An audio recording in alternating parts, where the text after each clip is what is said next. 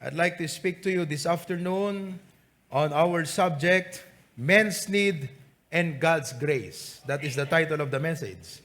Men's Need and God's Grace. Lord, thank you so much. Ta numan paisan kam nga maikari, in consider mo apo ti need me. Linukatam iti langit, babaan iti parabor mo, tapnon sabtem digitoy apo nga need me nga kastao. Nga daytoy lang parabor mo apo ti makabalin nga mang sabet digitoy apo nga needs. So iti dayti nga malem in connection kadaytoy at adalin mi apo ti cheerful giving been shared to us by our beloved Pastor John. Bendisyonam dayti apo nga substantial topic that would be a complement to our lesson on cheerful giving. Thank you, Lord. In Jesus' name, amen. You may be seated. Sino kada kayo ti ada needs na kakabsat? Okay. Anada, digiti amuyo nga needs yo, nga mabalin nga sabten ti parabor ti Apo. Do you know your needs that can be met by the grace of God? Okay? Usually, kakabsat, when we talk of need, we only talk about financial. But, my goal is to show to you this afternoon of the many and different and vital nasisita nga kasapulan ti tao ngem ti parabor ti Apo iti mangsabat. Let me give this opening statement. Man has needs that only grace can supply. Man has needs that only grace can supply. Surat tayo kakabsat. Kat padasin din nga medyo anagan sang kabasit, dayjay. Ngamin kakabsat, ma-appreciate mo iti grace ti Apo no maawatam daytoy need iti tao. Ket no makita tayo ti need iti tao, i-point na tayo met nga kumita iti grace iti Apo. So these two go hand in hand. Men's need and God's grace. So ano, did you opening statement tayo? Shall we all recite it together? Siguro yung isang ilagay mo dito because I will be dwelling on verses here. So I will be like a school classroom teacher pointing to the blackboard. Ayan. Okay? So ano, the opening statement tayo kabsat? Everybody say it together. Well, ti tao ket adda dagiti kasapulan na nga nilang Apo Dios iti babaen ti parabor na iti mabalin nga mangsabat. So I'd like to bring out to you 4 needs of men that the grace of God will meet or supply. Number 1, saving grace. This is the greatest need of men. Saving grace. Dito siguro, no, makita no ka? Ayan. Ayan, okay. Medlatan. Saving grace. Saving grace. Now, the greatest need of men is salvation. Kat dito nga need tayo kakabsat, in consider iti Apo. Numampay hantay maikari, nga umawat iti pan nakaisalakan. Ngem ti Apo in consider na, ket nangaramid iti pamuspusan nga rod, plinano na dayto nga pamuspusan, ket inaramid ni Apo Jesus, babaen ti pan nakatay di krus ti Kalbaryo, tapnon dayjay nga need tayo nga pan nakaisalakan, ket maipaay kada tayo. Dayto iti initial definition iti grace. Unmerited favor. Grace is the unmerited favor to the undeserving. Ibagatay man? Unmerited favor to the undeserving. Sino ti undeserving? Datayo. Ano ti hantay ma-deserve?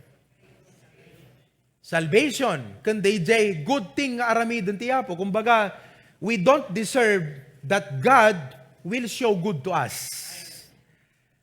Parang kumbaga sa human relationship, dati ka na yung tinga ibagbaga kakabsat nga, pakitaam tinaimbag tipadam nga tao, haan nga gaputa deserve na, ngem gaputa na sayaat ka nga tao. So ti Apo, inaramid na tinaimbag kada tayo, haan nga gaputa deserve tayo, nga kunatay, Lord, you need to do me good. No, we don't deserve nga ti Diyos kat aramidan na tayo iti good. Ngem gapo ka DJ grace na kakabsat. Gapo ta ijay puso na ada grace. Iso nga DJ need tayo nga hantay ma-deserve nga sabten na binigay niya yan. That's what you call grace. So the first need of men is salvation, but grace met it. Now let's look at Ephesians chapter 2 verses 8 and 9. Ephesians chapter 2 verses 8 and 9. Okay? The Bible says in Ephesians chapter 2, 8 and 9, for by grace are ye saved through faith, and that not of yourselves. It is the gift of God, not of works, lest any man should boast. Oh, so nakita nyo yan? For by grace. Okay lang ba? Ay sa bagay, dito live stream, okay ano? Ayan, maliwanag ba sa live stream? Amen? Can you say amen? Okay ba dyan sa live stream? Oh, sige. For by grace are ye saved through faith, and that not of yourselves, it is the gift of God. Verse 9, not of works lest any man should boast. So what is the need of men? Salvation. In that verse, ipakita na DJ dua nga banag ngahan nga mabalin nga makaisalakan ti tao. Ano DJ kakabsat? Not of yourselves. So hantay maisalakan iti sarili tayo, right? Clear? And then sabi ng verse 9, not of works. So han nga good works ti makasave kada tayo. Amen? And then in that verse it tells us what can save us. Ano't makasave kada tayo? The grace. So may kadwa, faith. So uri da pamatim kin Apo Dios, no awan day di parabor nga impakita na, masave ka ba, Edward? Ha? Uray ada grace iti Apo nga available nga panakaisalakan, no awan di pamatim, masave ka? Yun. So the need of men is salvation, but God supplied. Ti Apo tinang meet kaday nga need. By His grace, plinano na, no kasano nga masulbar, kat inbaon na ti anak na, God sent His only begotten Son, Jesus died on the cross, He was buried, and He rose up again, so that we will be saved. And whosoever believeth in Him should not perish, but have everlasting life. Iso nga kakabsat, daytoy i-claim tayo nga salvation, malaksid nga iso na kat eternal. Number 2, saan nga mapukaw, ngem bigbigan tayo nga daytoy, parabor ni Apo Diyos kanya tayo. And you know what? I think mas ma-appreciate tayo daytoy nga grace ti Apo tunod datay di heaven. Di ba kakabsat? Tunumalakam tayo ti glory di heaven, and when we are there, kunatay to, oh, how I am undeserving to be in this place. But thank you, Lord Jesus, for your grace. Anak ka deserving kada ditoy. Ngem agyaman ti parabor mo, O Diyos. Nga inconsider mo dayjay nga need ko ket inaramidam ti way tapno makaumayak ditoy langit. So, mas ma-appreciate tayo daytoy grace of salvation when we get to heaven. Okay. Number 2 kakabsat nga need ti tao nga daytoy parabor ti Apo ti mangmeet ken mang supply. Number 2 is strengthening grace. Or sustaining grace. Okay?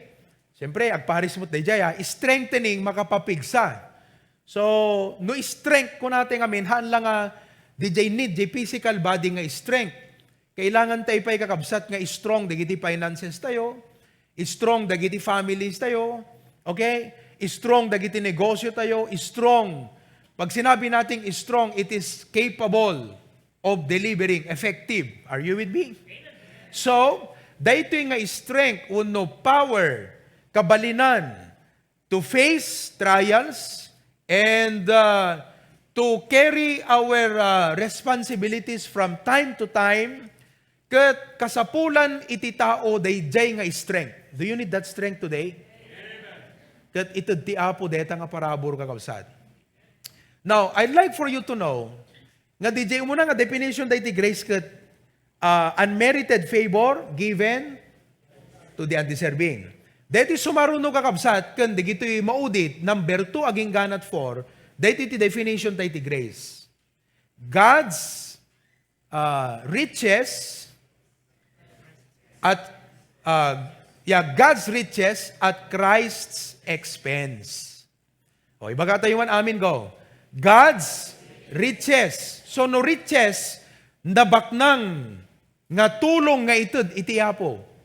Nga ni Kristo kakabsat iti nang isyolder at Christ's expense. Iso ti taya, nang itaya ti biyag na. Kasla kumano, di ba? Noong kag merienda nga gagayem kat, sino taya ita kunada? Mangsagot. Ayon, that's the meaning.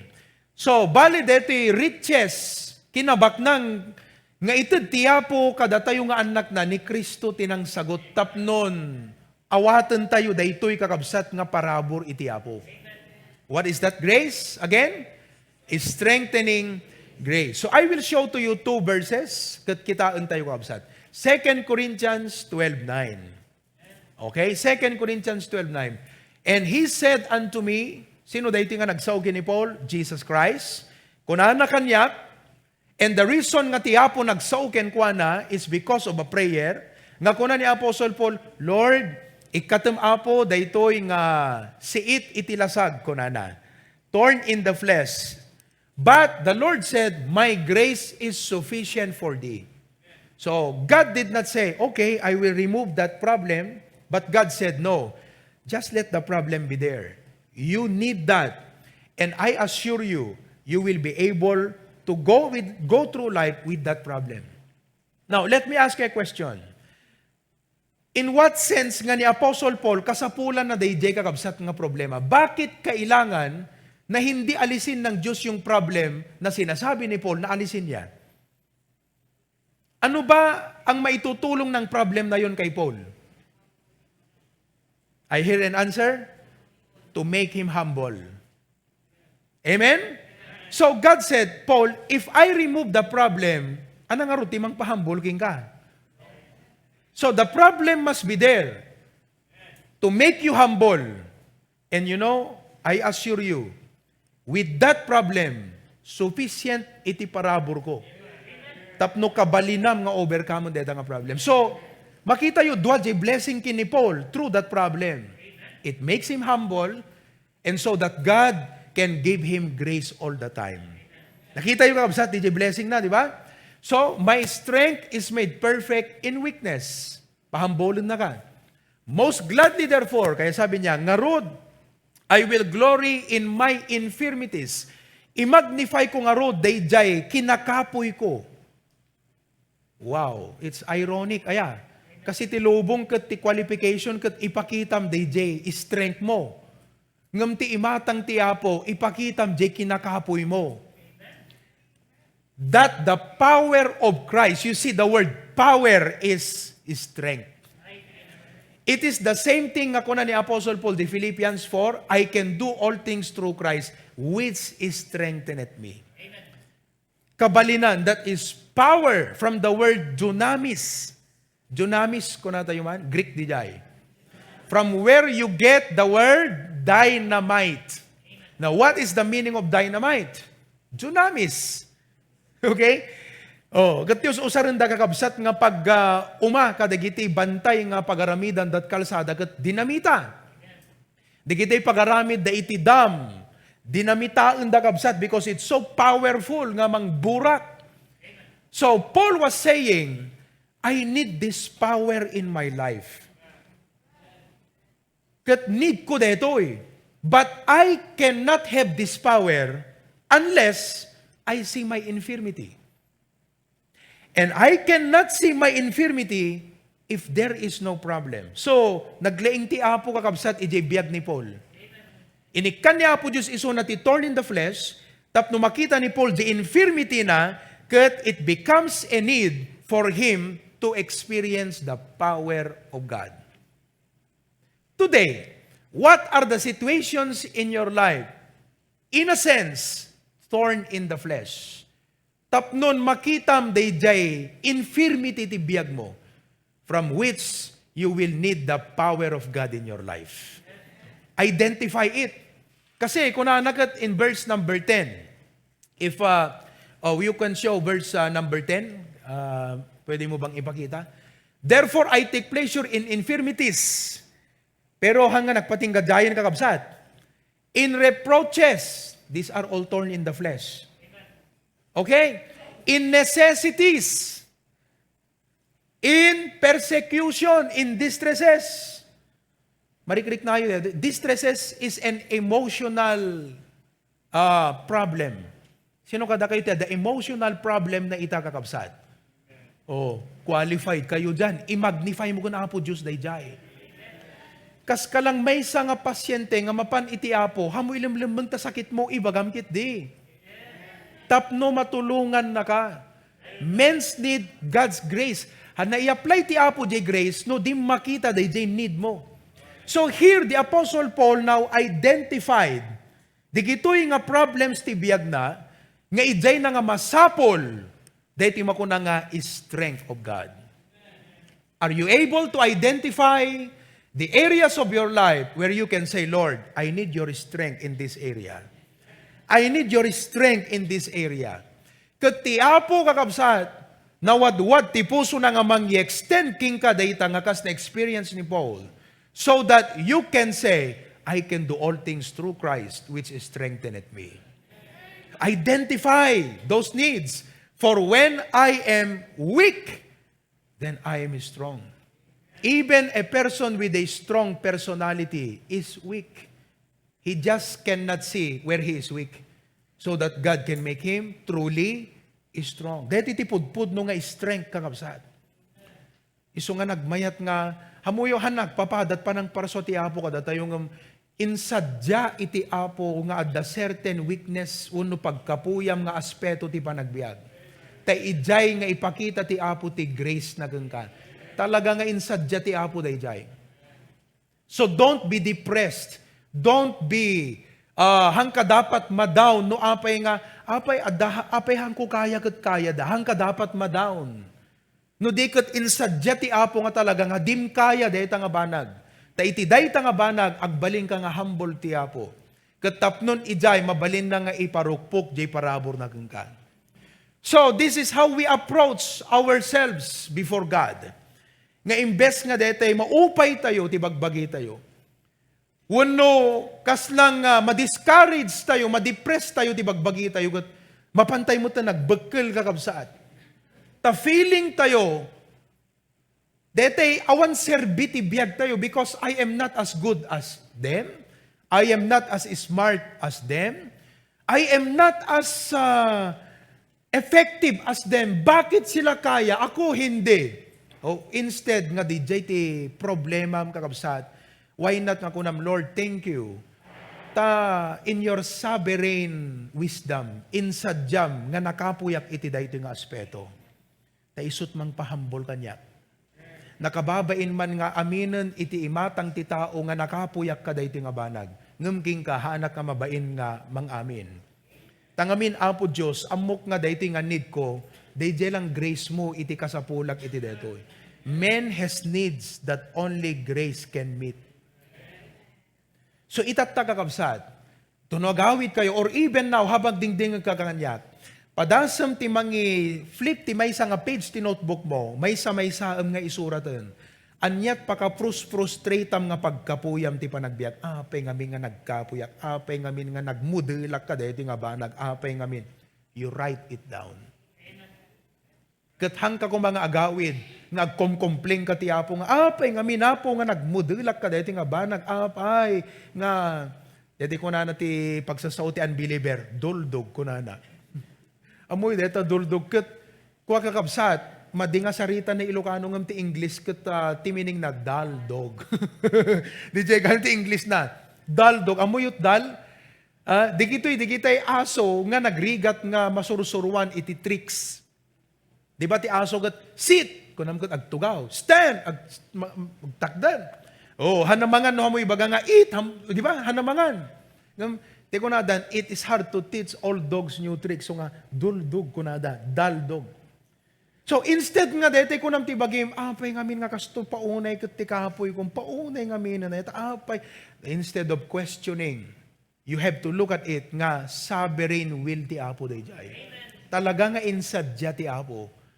Tapnon kanayon ka nga humble ket idjay. Mabalin na ka nga kunana di verse. Can you put again the verse? For when I am weak, then I am strong. I am strong at my weakest. What a blessing. What an irony. And I am weakest when I think I am strong. No ti pa nagkunam ket nalaing ka ket napigsa ka, dayjay iti pagkapuyam. Ngam no ti pa nang ipagarup tayo ket makita tayo nga we need God. That is your strongest moment in your life. Uray paliiwan nyo kakabsat. No kaano nga dimteng ka dayjay end of your self nga makuna, dayjay nagpatinggaamon nga talaga kunam Lord, para burmula deto yan. Ijay mo't nga nakitam ti pa naggunay ti Apo kakabsat in a very amazing way. And those are the most significant experiences in your life with the Lord.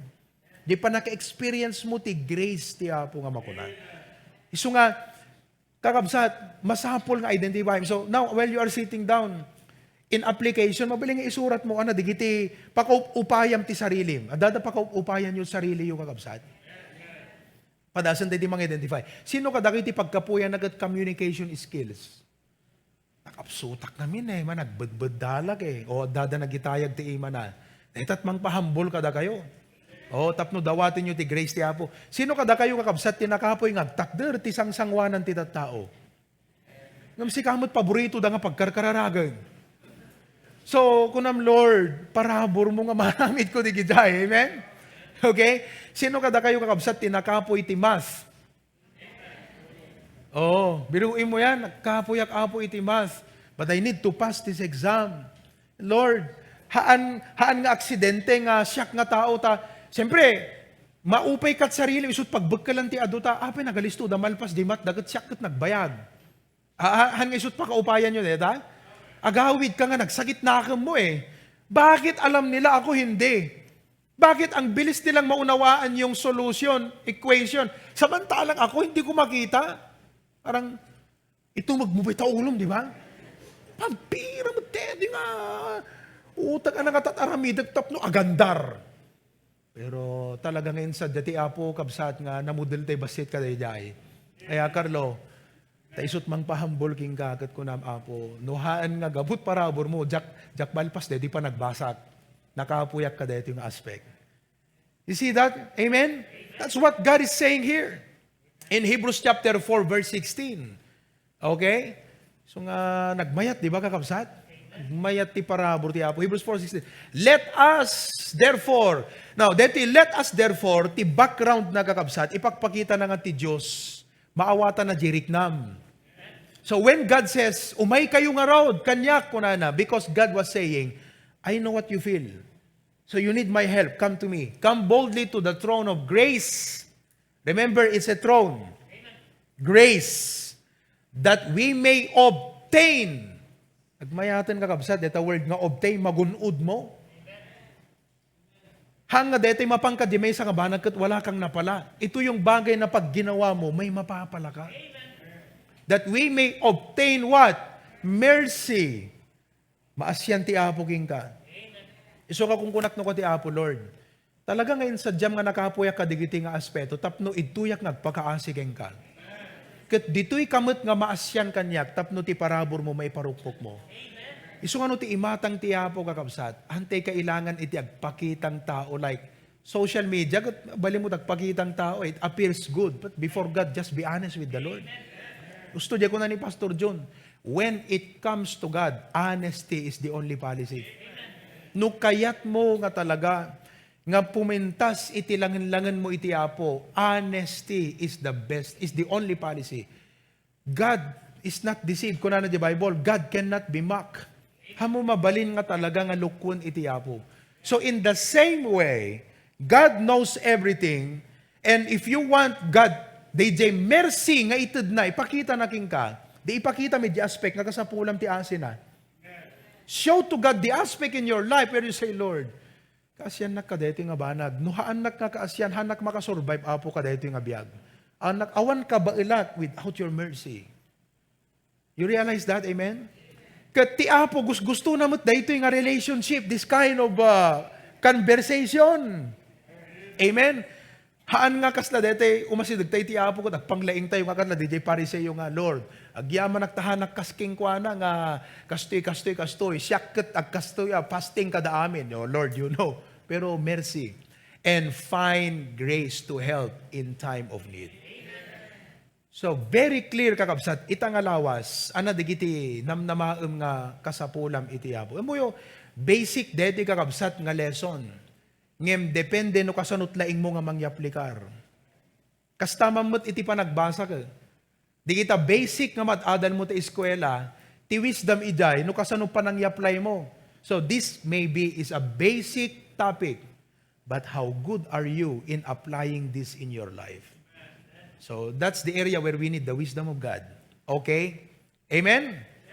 Serving, strengthening grace. Now let's move to number 3. Men's need and God's grace. Number 3, ana tinid ti tao nga sinabot iti parabor iti apo, serving grace. Parabor tapno makapagserbi. Now, itatay kakabsat, katag mulumulang lang kabang pampanunot, kasi permi nga nakalawlawa ti kaipapanan na deti, serving grace. Is there anyone here who have heard before, who can explain what is serving grace? Well, we would say, basically, Pastor, hanak makapag-serve ti apo no awan di grace na kanyak. Well, correct. But let me show to you. Ipakita kada kayo kakabsat. For example,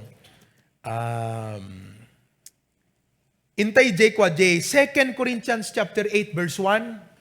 Before we move to verse 7, let me show what is grace in this aspect. Kasi no, serving kakabsat, intay pala J, verse 7. Please, sorry. Let's move to verse 7. Dito ipagpakita na ito'y kakabsat nga, therefore as ye abound, the word abound means, addaan kayo ken nabuslon kada kayo, digito'y nga bambanag, faith, utterance, knowledge, diligence, and love. Now, digito'y kakabsat, listen very carefully, ket parabor nga kaslang divine, naggaputi apo nga talonggading nga ited na iti tao, gift. Hello? Kat daytoy nga gift is not intended for our personal benefit only, but for service. Iso naman nag-give you the Wednesday night, sa introduction, diniinan ko ito. When we say, by the grace of God, hanlang nga dapat datayo itinakarik na, day nga grace nga da kanya tayo. But the people in our lives should have felt what that grace is in your life. It's called serving grace. Parabor nga ited itiapo like faith. This is not given by God for you to be proud of yourself. Nga, look, nagpigsat pambatik, ngam inted tiapo dito, tapno makatulong ka kadigiti nakapkapoy iti pambatik. Utterance, look, nalaingak ka sumao, amo kay explain the Bible. God did not give this for you to be proud that you have it. But God is going to give this to you so that you can help those people who need to know the Word of God. Nga maawatan dati sa utiapo. Iso nga deta ti meaning it is serving grace. So in this aspect, no kunadaging ka, kumusta ti pa nag-serve mo itiapo by the grace of God? Ti apo rat makaammo nga mararamat na dito biyag ko ngagbali na blessing. That is what grace is all about. So iti dating agundaway, do you believe nga the grace ti apo king kang agserbi? Serve. So di ko na di Bible, let him that ministereth, let him that has been given this grace, minister. Ipaglingkod mo yan. Ano pa? Knowledge. Okay? And diligence. And in your love to us. Ijay Corinth ngamin kakabsat, may sa nga church, nga nakadado, digiti gifts, adakadakwa dati faith, utterance, tongues. Ang problema sa kanila, hindi nila inilagay yung paggamit ng mga blessings na ito sa parabor ng Panginoon. It made them proud. It made them do what they want to do. Gaputa, dakadakwada di jayin kat, speaking in tongues, napanlata di sango, nag-speaking in tongues. Adi speaking in tongues ka, give ko. So nga, I need to speak in tongues. So, walang kaayusan. Kaya sabi ni Paul, let all things be done decently and in order. So anyway, in your love to us, see, kuna ni Paul, that she abound in this grace also. Ano dati magbaga na nga parabor, nga masapol nga tibiyag daket ag-abound. The grace of giving. So we move now to verse number 1. Okay? Verse number 1. Moreover, basahin natin go. Moreover, brethren, we do you to wit of the grace of God bestowed on the churches of Macedonia. Now, analyze that for a while. Their capacity to give was a grace bestowed upon them. Wow! What does that mean, Pastor? Anat na i-bestow, anat na ipaay kadakwada? Grace to the churches of verse number 2. Okay? How that in a great trial of affliction, anong pinagdadaanan? Severe test of faith. Severe. Amum no ko na, dito sakit mo kat severe, anakit na nga sa unan. Nakaro, mabaling nga masapul na operation or anything that would deal with that. But that's what happening to them. Great trial of affliction. The abundance of their joy and their deep poverty abounded unto the riches. So, if I would encircle, that joy can riches of liberality. Liberality means generous. Nakawadwad-wad pa ng tanda. So, that joy and liberality was the grace that God gave to them. Amen. In the situation nga they were in great trial of affliction and they were in deep poverty. Now, the story here is told when the Apostle Paul was trying to raise enough funds or enough supply nga mangtulong kadigijay marigrigatan nga kakabsat ti Apo ijay Jerusalem. So he was raising enough supply from the churches to help the poor saints in Jerusalem. Kat deti church in Macedonia, numampay awanan, ngem nagrespond. Deti church ti Corinth at daan, ngem awan response na.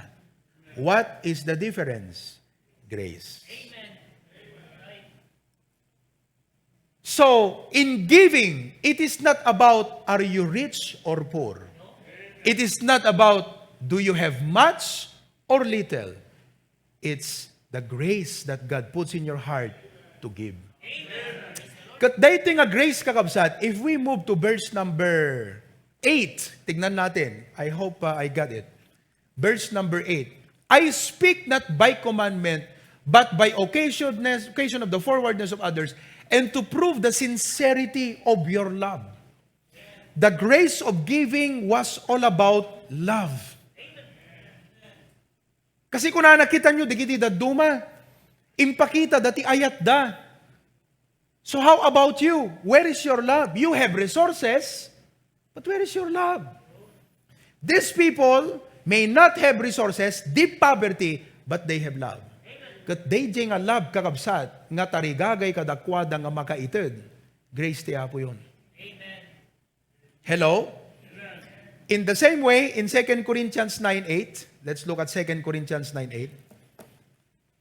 And God is able to make all grace abound toward you, that ye always having all sufficiency in all things, may abound to every good work. So anyaman DJ kasapulam, kunana, tapno maaramid mo, DJ na imbag nga aramidem. So itang alawas.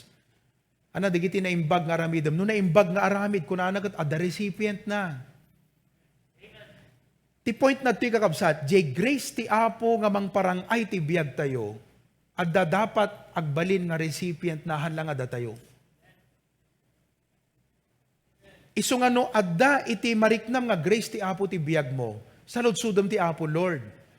Kasano nga maipagserbik dahito Apo iti church? Because for every grace that God will give to you, what God has in mind is, no apeng itid cooking ka dahito because I'm thinking of Him. In other words, you are a Macedonia, I will give you the grace to give because I'm thinking of the Jerusalem saints. And I'm thinking of this carnal Corinth. I want to use your life to challenge them. So the grace ti Apo ken kuana, it was not for his benefit, but God was thinking of the poor saints. And God was thinking of the carnal church at Corinth. So God gave grace to a church nga awang kabalinan na no arigam ngem gapu di parabor ti Apo na balinan dat nang ted. So do you realize that the grace ti Apo iti biag tayo kakabsat? Men's need and God's grace. Ket agyamanak iti Apo kakabsat kada itoy nga banag. I hope nakita yu day serving grace nga makuna. Serving grace. Okay? Number 4, last for tonight. Men's need and God's grace. Anapay kakabsat, iti aramiden ti grace ti Apo ti biag tayo. Sanctifying grace. Sanctifying grace. Let's look at Titus chapter 2, verses 13 and 14. Titus 2. Looking for that blessed hope and the glorious appearing of the great God and our Savior Jesus Christ. 14. Let's go to 12. Sorry. Verse 12. 11. For the grace of God that bringeth salvation hath appeared to all men. Verse 12. The grace of God teaching us, isuro na tayo, that denying ungodliness and worldly lust, anat isuro na di, grace ti Apo kada tayo. So, masursurom nga rod, no awang mangisuro ken ka? Can you learn something if nobody will teach you how? No, you cannot. Reksa ko mata pa nagpiano kakabsat. Agpaiso nga, I learned it on my own, pero I had to look at some people who can play so I can learn some more. Alay, di ubingat no malagip ni dito, Dani. Diba dito, hanak unay tinutukan ngayon surwan ti gitara. Dedikadwak ti tinutukam. Ngam kaslay mun unak pa lang nga nakasursurong isuna. Because I was watching. But somebody showed how to do it. So, nung may panggap, dati pa nagbiag nga Christian life, godliness, worldly lust. Sabi niya, how to deny ungodliness and worldly lust. How we can do that and live soberly, righteous, godly in this present life. Tibale, nangisuro ka datayo kakabsat, di grace ti Apo. Therefore, change of life is a response to grace. Now, nung maawatam dati salvation, going back to the first, di pa nang save ti Apo king ka. Di biag mo kakabsat, baliwan na, di nga pa nakaamiris mo. Nalaklakam nga i-give up, dagiti banag nga pagragsakam, ngemhan na pagayatan ti Apo, no naawatam iti kay papanan ti parabor ti Diyos. Mas madaling i-give up ang mga bagay na kahit nagpapasaya sa'yo, pero hindi kalooban ng Diyos, kung napagtanto mo na ang kahulugan ng biyaya ng Panginoon. That's how the grace of God can transform your life.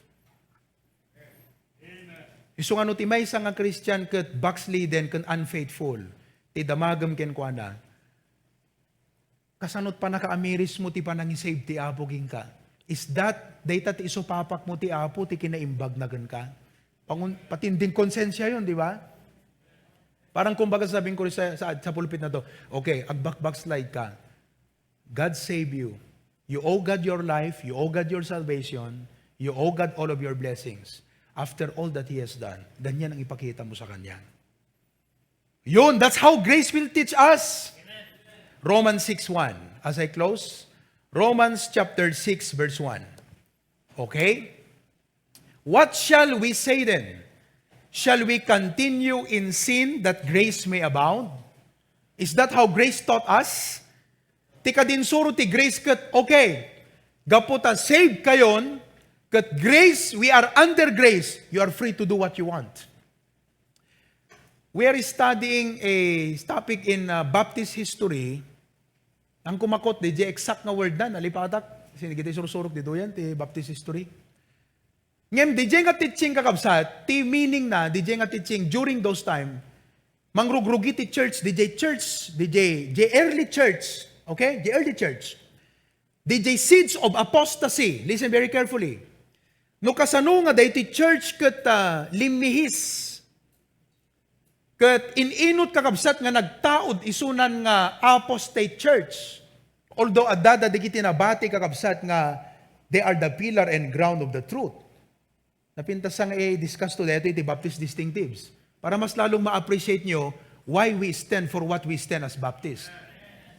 So, these are seeds of apostasy. Pag sinabing seeds of apostasy, makita mon kakabsat, ijay church kadigiti members, nga dadayjay nga mindset. Kat after 100, 200, 300 years, the change was more vivid. Mas naging clear yung pagbabago so that the church became apostate. And that is what we see today as the Roman Catholic Church. You will be surprised when you study church history. Haang nga ti Baptist tinaggapo iti Catholic Church. It was the Roman Catholic Church that is an apostate church from the true church of the Lord Jesus Christ. Due to some apostate teachings. And one of which is what we call today as liberalism. Iso nga, di kiti tao nga, kanyata yung nga conservative, ti faith tayo ti Bible. Kung natin nung kakadigit churches, kat liberal, di gito, apay, di kita babay, mabali, nagpantalon kadakwada, we call that liberalism. You will be surprised, but there are churches today who will tell us, apay, da kay dita ho sana, the standard youth dressing, masapol pelang agpalda, kastoy. Da kami katanda ibagbagat at church pedeta, okay lang, anyway, we are under grace. Yun! Para sa kanila, ang definition ng grace, wag mong i-enforce, wag mong i-impose, wag mong i-push yung mga law ng Bible. Because we are not under the law. We are under grace. So may mga ganyang members na ayaw maituro sa kanila yung mga bagay na yon. Because ang concept nila, why would you impose to me the law? I am under grace. Eto ngayon ang dinidil ni Apostle Paul. Ano nga ro? Dahil ba sa grace ng Panginoon, patuloy ka lang magkasala? Ay hindi. Magbago ka na. So, makita yung kabsat. Datayo, kung natin kadakwa, dagat liberal. Timot ko na dagat, datayo kakabsat. Legalistic. Oh. Deta church taho sana, legalistic yan. Narigatek bali na miyembro ta. Aduti standard na. Legalistic ang church na yan. So, we are branded as legalistic. Legal law. Dinadala natin lahat sa legal na paraan, biblical way. Kaya sabi nila, kapil na ta, baptist ka, legalistic. Tayo naman, sabi natin sa kanila, wala, kayo, liberal, modernistic. Ayun, yun naman ang term natin. Ano ibig sabihin ng modernistic? You are adopting the modern fashions of the times and you're allowing worldliness to come inside your church. Kat data kakabsat, iti may sa nga karigatan nga dupiren iti pastor, iti church, tapnon ti kasta ti church, ma-preserve ti purity na. Kat tilang makaisuro kada tayo nga kasayaatan, tapnon haan ngagbalin nga narigat ti biyag tayo, nga mangi-give up, dagitay banag nga uray na iramot tayo ijayan. Ngamahan na narigat kakabsat nga i-give up, no maamiris tayo, nga ti apo nga mangibagbagagan ka, kat nakaimbag ken ka. The grace of God. Kaya ulitin ko, hindi mahirap i-give up ang mga bagay na nagpapasaya sa atin, pero hindi kalooban ng Diyos. Pag ating napagtanto ang biyaya ng Panginoon sa ating buhay. Grace of God will not give you a license, a reason to do what you want. The grace of God will teach you to deny ungodliness, worldly lust, and to live soberly, righteously, and godly in this present world. So nakaimbag ti grace ti Apo kakabsat. No nga DJ grace ti Apo, hamo maawatan ti pudno nga kay papanan ti panagbalbali. So, dukunadan to kingkan na Tata Ends. Apay si ka par, kung naging ka, di ba? Kumpadre, nagbalbaliw kamutan. Gapo ti parabor ti Apo. DJ ti right answer. Oh, kung nadagat, apay hangkamot agin inuman. Kumpad Benedict, kung naging ka Tito Benedict, anat sungbat mo, ay nagbalbaliw akon, gapo ti parabor ti Apo. Amen? Oh, apay hangkamot agtaytayat. Wetengan, kung nadadugin ka, Brother Jacobo, agtaytayakat weteng iti bradahan. Ay, hanggayam, okay? Well, uno ni Brother Anselmo. Kumpat, Anselmo, oh, deti anati kwam, numerum ita. Ay, wanan, gayo, nalpasak ka deta nga biyag. Apay, nagbalbaliw kamutan. Gaputi parabor ti Apo. Oh, isungat at tagakabsat, ti answer mo, gapo ti parabor ti Apo. Oh, di jemot pa nagserbi, pauna nga makabless, di pa nagserbim sika. Day tagat babaen ti parabor ti Apo. Oh, so makita yung kakabsat how the grace of God functions to meet the need of men. And all of God's people say? Okay, madaydayo ti Apo kabsat.